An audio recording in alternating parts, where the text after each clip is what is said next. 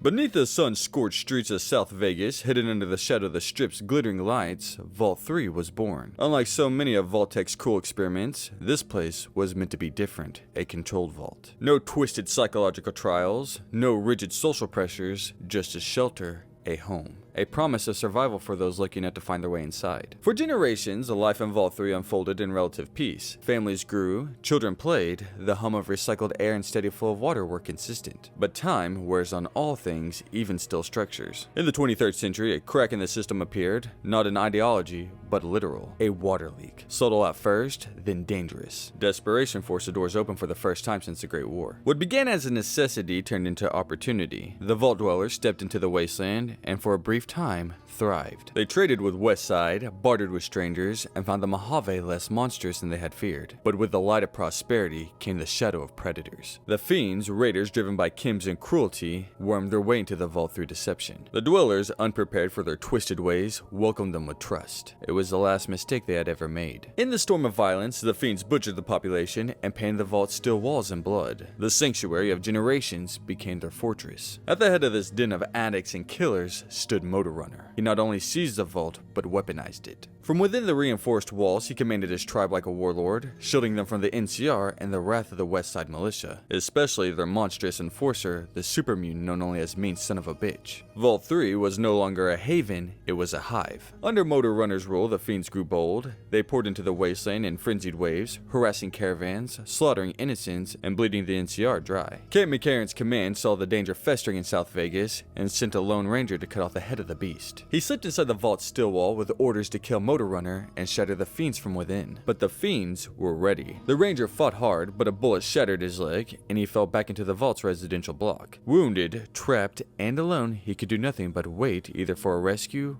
or for the end. Vault 3 stands today as a monument to shattered ideals, its halls not echoing with laughter or hope, but with the manic laughter of a raider high on chems, and the ghost of those who once believed the doors would protect them forever.